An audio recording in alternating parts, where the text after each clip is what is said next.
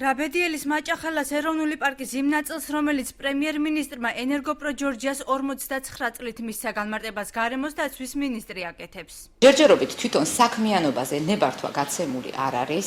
შესაბამისად, როდესაც შემოვა ჩვენთან სანებართვოდ ექსპერტიზაზე დოკუმენტი, იქ იქნება უკვე ზუსტად აღწერილი, თუ რამდენ ხეზე არის საუბარი, რამდენი ხის მოჭრაა საჭირო, მაგრამ ინფორმაციისთვის მინდა გითხრათ, რომ ეს ტერიტორია, ეს სადაც უნდა მოხდეს ამ ხაზის გატარება, არის დაცული ტერიტორიის 0.5%. მაქსიმალურად იქნება უზრუნველყოფილი ის, რომ მშენებლობის პროცესში, ჩვენი მხრიდან ზედამხედველობის და თვითონ ნებართვის შემოტანის და მასზე გაცემის პროცესში, რომ მინიმუმამდე იყოს ეს დაყვანილი ზიანი. 40,016 კვადრატული მეტრი ენერგოპრო ჯორჯიამ ბათუმი მურთალის არეალში ელექტროგადამცემი ხაზის მშენებლობისთვის უნდა გამოიყენოს.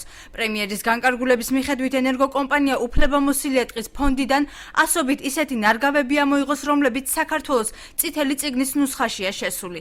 დამოუკიდებელი სპეციალისტები ყურადღებას გარემოზე ზემოქმედების შეფასების დოკუმენტის არარსებობაზე ამახვილებენ. ფლორა და ფაუნას აღმასრულებელი დირექტორი ამბობს, რომ დაინტერესებულმა პირმა უნდა მოამზადოს დასკვნა, თუ რატომ არ არსებობს ალტერნატიული გზა ხაზის მშენებლობისათვის. როდესაც საუბარია იმაზე, რომ დაცული ტერიტორიას რაღაც ნაწილი უნდა გადაეცეს მშენებლობაზე, ყოველთვის აუცილებელია გათვალისწინებული იქნეს ის ზიანი, რომელიც მიადგება გარემოს, ფლორას და ფაუნას. შესაბამისად, თუ კომპანიამ უნდა დაამტკიცოს აუცილებლობა ამ პროექტის წარმოების ამ ფორმით.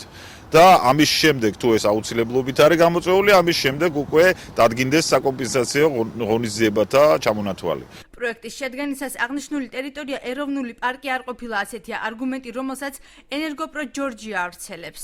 წლების წინ, როცა ამ ხაზგადამცემი ხაზის მშენებლობა დაიგეგმა, ეს იყო დაახლოებით 5 წლის წინ, ის ტერიტორია, ის ადგილი, ის ტრასა, სადაც ამ ხაზმა უნდა გაიაროს, დაცულ ტერიტორიას არ მიეკუთვნებოდა.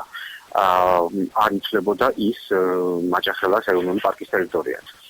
ეს მოხდა მხოლოდ 2012 წელს, უკვე დაახლოებით როგორც ვიხართ 3 წლის დაგეგმილი იყო ამ ხაზის მშენებლობა, როცა ეს ტერიტორია შეუერთდა მაჭახელას ტერიტორიას, თუმცა მინდა აღვნიშნო, ეს არ არის ეს ტერიტორია, ამ ტერიტორიაზე არ არის საუბარი, ანუ რო აღნიშნათ, ეს ტერიტორია არის უბრალოდ ჩვეულებრივი ტყე. აი ამ ტერიტორიაზე უნდა გაიაროს ამ ხაზმა, როცა დაიწყება მშენებლობა. მაჭახელას ეროვნულ პარკს სტატუსი 2012 წელს მიენიჭა, იგი გარემოს დაცვის ყოფილმა მინისტრმა ოფიციალურად გახსნა. ეს არის პირველი ტრანსსაზღვრო დაცული ტერიტორია მთელს რეგიონში, კავკასიის რეგიონში და ყოფილ საბჭოთა კავშირის სივრცეზე. დღევანდელი დღის გადაწყვეტილების შედეგს აუცილებლად ნახავს ადგილობრივი მოსახლეობა. ეს იქნება უფრო მეტი ტურისტის შემოსვლა, სოფლის მეურნეობის განვითარება, ინფრასტრუქტურის განვითარება, დასაქმება. ენერგოკომპანიის წარმომადგენლების მტკიცებით, თუ კი კანონი მათ ნარგავების დაცვას დაავალდებულებს შეასრულებენ, თუმცა როგორც სპეციალისტები ამბობენ, ასეულობით მცენარის გადარგვა ძალიან რთული იქნება.